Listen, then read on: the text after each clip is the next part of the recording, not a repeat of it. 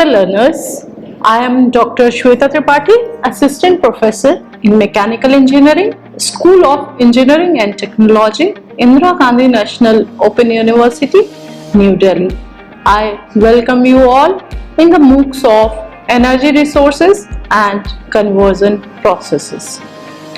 In this module, we are going to discuss the mechanical energy and electrical energy.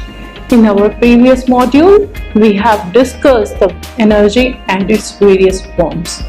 The learning outcomes of this particular module is the knowledge of the mechanical energy, to understand the concept of kinetic energy and potential energy. You will also understand the concept of electrical energy, active power, reactive power, etc.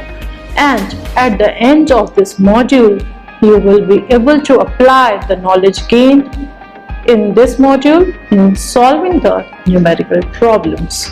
When we talk about mechanical energy, we talk about work. What is energy? Capacity to do work. Then what is work? Work is when a force acts upon an object to cause a displacement of that object. It is said that work has done upon the object. There are three key ingredients to work. First is force that is applied on the object. Second is the displacement, how much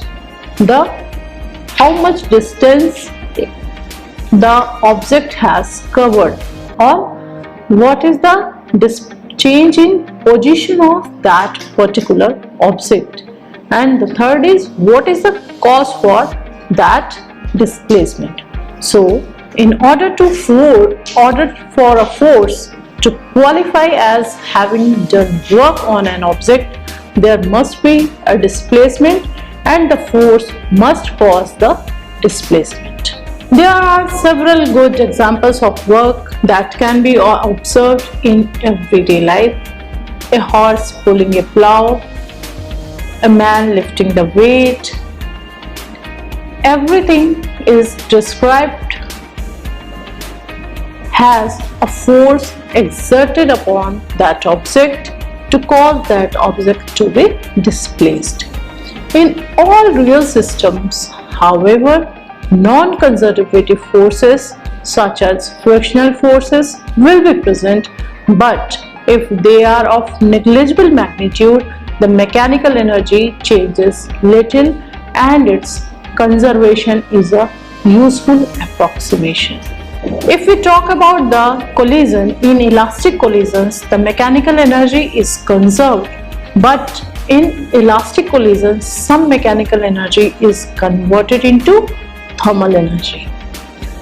The equivalence between lost mechanical energy dissipation and an increase in temperature was discovered by James Prescott Joule.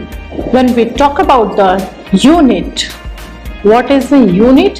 Whenever a new quantity is introduced in physics, there is some standard metric units associated with that quantity. In case of work and also energy, the standard metric unit is work, which is abbreviated as J. 1 joule is equivalent to 1 Newton of force causing a displacement of 1 meter. In other words, the joule is the unit of work and is equal to 1 Newton meter. Now we talked about non-conservative and conservative force. What are they? A conservative force depends only on the position of the object. If a force is conservative, it is possible to assign a numerical value for the potential at any point. And conversely, if we talk about an object, when an object moves from one location to another, the force changes the potential energy of the object by an amount that does not depend on the path taken. It contributes to the mechanical energy and the overall conservation of energy. If the force is not conservative, then defining the scalar potential is not possible, because taking different paths would lead to conflict potential differences between the start and the end point. If we go for the examples, gravitational force is an example of conservative force, while frictional force is an example of non-conservative force. So now let's talk again about the mechanical energy. What is this mechanical energy? It is the sum of the potential energy and kinetic energy. It is the macroscopic energy which is associated with a system. The principle of conservation of mechanical energy states that if an isolated system is subject only to conservative forces, then the mechanical energy is constant. If an object moves in the opposite direction of a conservative net force, the potential energy will increase, and if the speed, we are not talking about the velocity, we are talking about the speed of the object changes, the kinetic energy of the object also changes. A conservative force is a force with the property that the total work done in moving a particle between 2 points is independent of the taken path. This is what we have discussed till now. We will discuss what is potential energy and what is kinetic energy to give you a thorough understanding of mechanical energy. For non-conservative forces, the mechanical energy that is lost is not conserved, has to go somewhere else by conservation of energy. Usually this energy is turned into heat. For if we take the example, after friction, what happens? The heat is generated. In addition to heat, friction also often produces some sound energy. If you apply the brake, what happens? There is a friction between the tire and the brake, and at that time if you touch there, you will feel that there is some heat energy dissipated. If you will touch there, it will be hot, and sometimes when you apply that brake, suddenly a sound you hear. So there is sound energy also, but not only heat and sound energy, but also wave energy at the edges of its wake is there. If we take the example of a moving boat, the water drag on a moving boat, it converts the boat's mechanical energy not only into heat and sound energy, but also wave energy at the edges of its wake. These are other energy losses are irreversible. These losses are irreversible because of the second law of thermodynamics that we will discuss in our next module. We cannot use this heat that is dissipated by the brake or by the boat again to develop or to transform it into some other energy. It is a waste. We will discuss this in our next module. Why we are not going to reverse it, what is the grade of energy, we will discuss it in the next module. We have discussed that work is done when a force acts on an object to cause it to move. It should change shape, displace, or it could do something physically. For example, if I push a door and open it for someone to walk in, work is done on the door by causing it to open. But what kind of force caused the door to open? Here is where mechanical energy comes into the picture. It is the sum of kinetic and potential energy in an object that is used to do work. In other words, we can say it is energy in an object due to its motion or position or both. So this is how we define mechanical energy. Now, if the example of this opening door, we notice what happens. I had opened the door, so I possess potential chemical energy that is stored in me. After having breakfast or lunch. And by lifting my hand to push the door, what happened? My action also had kinetic energy in the motions of my hands. So by pushing the door, my potential energy and kinetic energy were transferred into mechanical energy, which caused work to be done. That is opening of the door.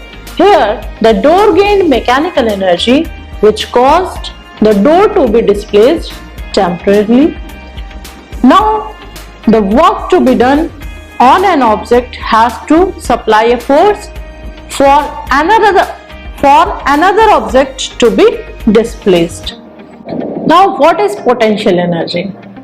Potential energy is associated with forces that act on a body in a way that the total work done by this force on the body depends only on the initial and final position of the body in space. So basically potential energy is because of the position of any object. These forces are called conservative forces and can be represented at every point in space by vectors and expressed as gradients of a certain scalar function called potential. Since the work of potential forces acting on a body that move from a start to an end position is determined only by these two positions and does not depend on the trajectory of the body. There is a function known as potential that can be evaluated at the two positions to determine this work.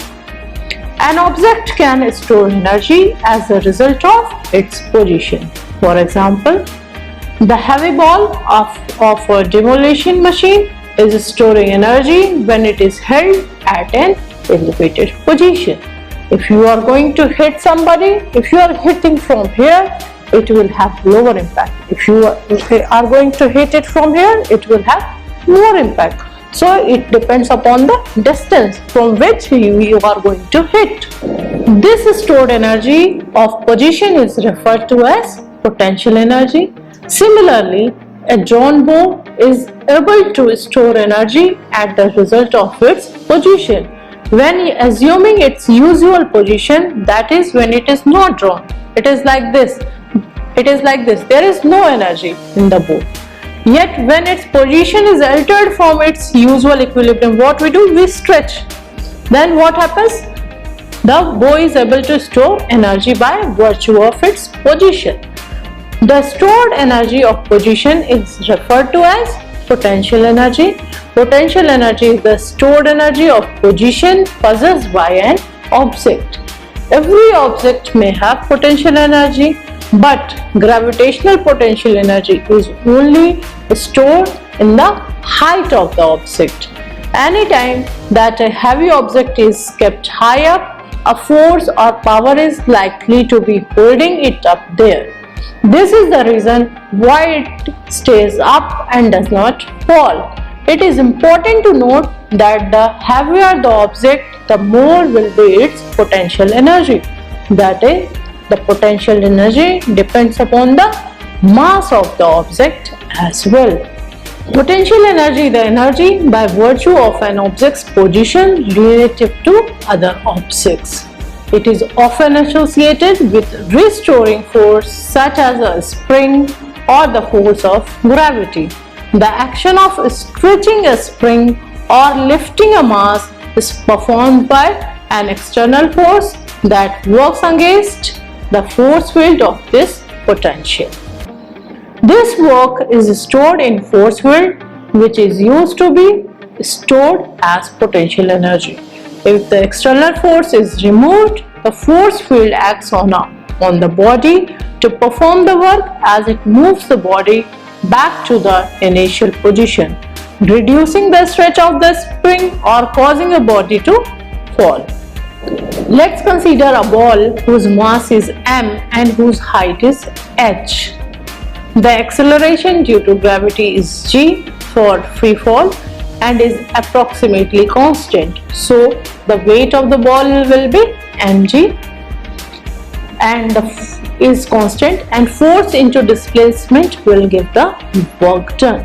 So it is equal to the gravitational potential energy. So U, that is potential energy, gravitational potential energy, is equal to m, that is mass of ball, into g, that is gravitational constant, into h, that is height of the object. The more formal definition is that potential energy is the energy difference between the energy of an object in a given position and its energy at a reference position. Now comes the kinetic energy. In mechanical energy, we have discussed there are two types, two energy. It is due to the one is due to the motion and another is due to the position, or it is combination of both in position and motion. According to the position, the energy was potential energy, and due to the motion, the energy is kinetic energy. So it is the energy of an object because of its motion. If we want to accelerate an object, then we must apply a force. Applying a force requires us to do work. After work has been done, energy has been transferred to the object, and the object will be moving with a new constant speed. The energy transferred is known as kinetic energy, and it depends on the mass of the object and the speed achieved by that object. Kinetic energy can be transferred between objects and transformed into other kinds of energy. For example, a flying squirrel might collide with a stationary tree. Following the collision, some of the initial kinetic energy of the squirrel might have been transferred into the tree or transferred to some other form of energy. To calculate kinetic energy, we follow the reasons and begin it by finding the work done. Let W is work done by a force. Consider a box of mass m being pushed through a distance d along a surface by a force parallel to that surface. And as we learned earlier, what is W? W is equal to force into displacement. So it will become, and force is mass into acceleration, so W is equal to m into a into d, where m is mass and a is acceleration and d is the displacement or distance covered. If we recall our kinematic equation of motion, we know that we can substitute the acceleration if we know the initial and final velocity. So what it will be? W is equal to m into d, and in the place of a we will replace v1 is v final square minus v initial square upon 2. And if the initial velocity is 0, initially the object was in rest, then only final velocity will come into the picture. So what it will be? 1 by 2 into mass into v square, that is velocity of that particular object. Then comes the electrical energy. What is electrical energy? We have discussed that it is flow of electrons and is characterized as electricity. Electric current is of two types, direct current and alternating current. The main characteristics of these DC and AC are: DC is direct current and is constant with time. The direction of flow of positive and negative charge does not change with time. Potential difference between 2 points of the circuit does not change polarity with time. So the example of DC current is current produced by the batteries. Then comes the AC current. The direction of current reverses periodically with time, and the voltage between 2 points of the circuit changes polarity with time. What is the example? Electricity produced by generators which are made available to us by utilities. It is AC current. Then comes the Ohm's law. What is Ohm's law? It discusses the relation of voltage and current. The rate of flow of charge is called current, and is measured in terms of ampere. And what is voltage? It is electrical potential and is measured in volt. Now if we say that there is a resistance of 1 ohm, so when a current of 1 ampere flows through the resistance of R, a potential of 1 volt will appear. So the convenient unit for voltage is kilovolt kV, which is equivalent to 1000 volt. So the relationship between current and voltage is established by Ohm's law and is expressed as V is equal to IR. It states that V is proportional to I, that is voltage is proportional to I, and R is constant, which is known as resistance. Its unit is ohm, where it is a linear relation. We see that V is proportional to I. If we will double the voltage, then for the same value of resistance we will get twice current. And if we are going to double the voltage and want to keep the current same, we have to double the resistance as well. Then comes the electric power. Our electricity bill, it essentially measures the amount of current that we use. But what we use this current as? Power. Since voltage is equal to IR, we had just discussed, then power is equal to I into V. So power is equal to I square R. We cannot change the resistance of any element in our daily use, but we must have enough power radiated to serve our purpose. Usually the resistance of the element is quite high, and therefore it resists the movement of the electrons and the element heats up.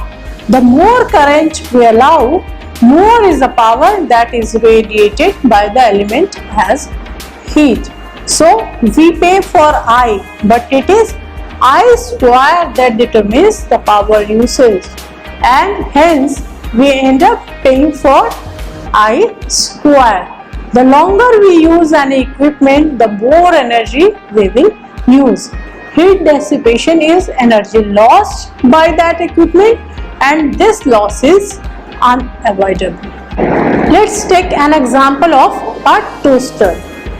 Let's assume that the resistance of this toaster element is 20 ohm and the supply voltage is 220 volt.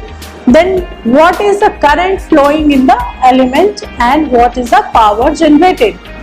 So we know R is equal to 20 ohm, voltage is equal to 220 volt. So the current flowing in the element is I is equal to V by R.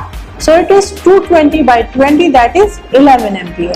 Now what will be the power? It is V into I. So 220 into 11, which will come around 2420 watt, means 2.42 kilowatt.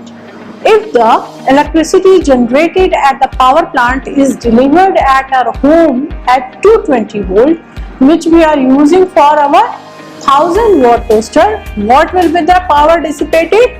We have voltage is equal to 220, power is equal to 1000 watt, and power is equal to I into V. So current is equal to P by V. It means 1000 divided by 220, that will come around 4.54 ampere. So electrical power that is dissipated as heat and is given by P is equal to I square R. It means 4.4 square into R. It will come around 20.6 R. Now if we go ahead to see the efficiency of electricity that is used in toaster, if R is equal to 1, power dissipated as heat is equal to 20.6 watt. This means that in order to deliver 1000 watt, what we need? We have to generate 1020.6 watt. The overall efficiency will be 1000, that is the power, and 1020.6, rated power is 1000 for toaster, and the power that we are getting is 1020.6. 1020.6. So the overall efficiency is 0.97, that is 97%, for which we have to pay. Higher is the power required, higher will be the heat dissipated, and hence it will lower the overall efficiency. That is why higher voltage is needed to transmit power from power stations to the end user, and this is done by using transformers. Now energy conservation, what does it tell?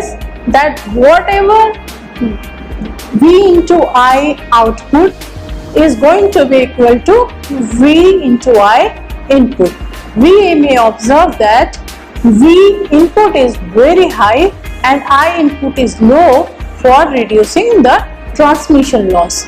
When input voltage is stepped down to produce output voltage, output current increases to run our appliances.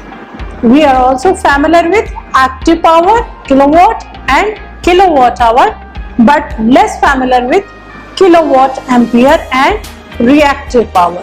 Let us introduce all these powers in order to facilitate to learn energy conservation early at a later stage. Kilowatt, what is it? It is active power. Kilowatt is called active power. It is also known as working power, actual power or real power. It is the work producing part of apparent power. For a single phase and three phase circuits, they are different. For single phase, this kVA is equal to voltage into amperes divided by 1000. And for three phase kVA, it is under root 3 into voltage into amperes by 1000, that is 1.732 into V into I divided by 1000. Now comes the reactive power, kVAR. It is the reactive power, it is that portion of apparent power which does not work. This is needed in all types of magnetic equipments like motors, transformer, etc., where the magnetic flux is produced. Then comes the relationship between kilowatt, kVA and kVAR. We may understand it better by considering an analogy of coffee.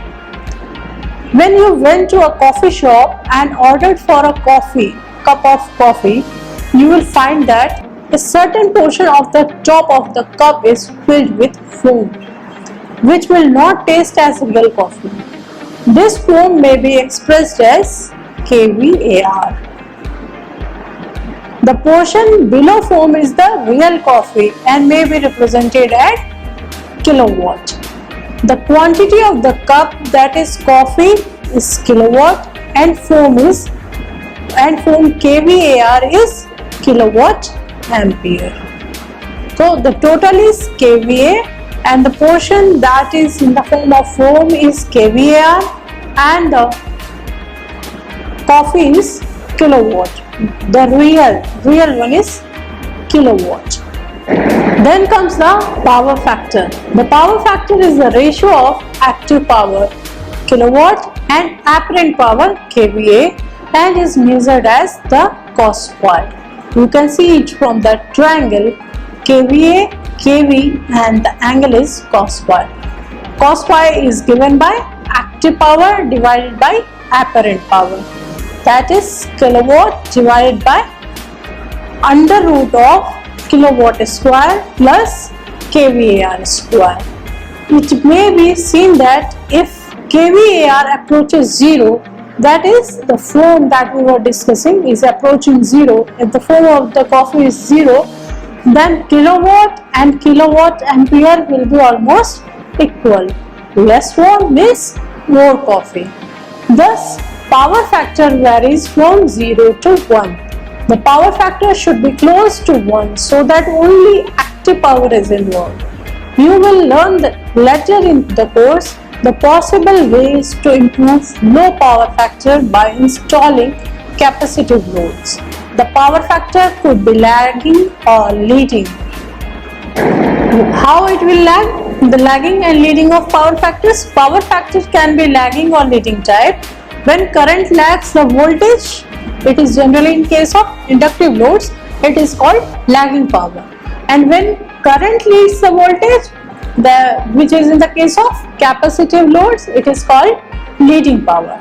Now comes the kilowatt hour. It is the unit that comes in our electricity bill as well. 1 unit of electricity is equal to 1 kilowatt hour. We all have come across this term. So what is it? It is 1 unit of electricity, that is 1 kilowatt hour is the energy consumed by 1000 watts of bulb or 1 kilowatt of bulb in 1 hour. So let us discuss it with an example. A 3-phase induction motor of 25 kilowatt is used for pumping water. The operating parameters are V is equal to 440 volt and I is 25 amperes, where power factor is 0.95. Then we have to find energy consumption by motor in 1 hour. For a 3-phase line, we know that the energy consumption will be 1.732 into voltage into current into power factor. So it is 1.732 440 into 440 volt into 25 ampere into 0.95, and we will divide it by 1000 to get it in kilowatt. So it will come at about 18.1 kilowatt hour. We also know that there are source, sink and carrier. What will you say about the electricity? What is electricity? It is a source of energy or it is a sink of energy? Yes, it is a energy carrier. Electricity is an energy carrier. Electricity is the most well-known energy carrier. Electricity is used to move the energy in fossil fuel, move the energy from fossil fuels and other energy sources from power plants to user end. We also use electricity to move the energy in flowing water from hydropower dams to consumers. For many energy needs, it is much easier to use electricity than the energy sources themselves. So, electricity is an energy carrier. Let us summarize this lecture. We have discussed the mechanical energy, in which we defined mechanical energy from the very basic force, work, and we have discussed that mechanical energy is the combination of either the combination or single kinetic energy and potential energy. That is, mechanical energy consists of kinetic energy and potential energy, kinetic energy or potential energy, or both of them. We have discussed concept of conservative and non-conservative work. We discussed electrical energy, active power, reactive power. We discussed that power is a time rate of doing work, and thus we can say that energy is how much work we are going to do and power is how fast we are going to do. We have also discussed that electricity is a energy carrier. In fact, electricity is the best energy carrier. In our next module, we will discuss thermodynamics and heat energy, which is the internal energy of a system. We will also discuss that why the heat energy is not converted into electric heat energy, why we are not going to reverse the various energy forms every time. We will discuss all this in our next module. Thank you very much.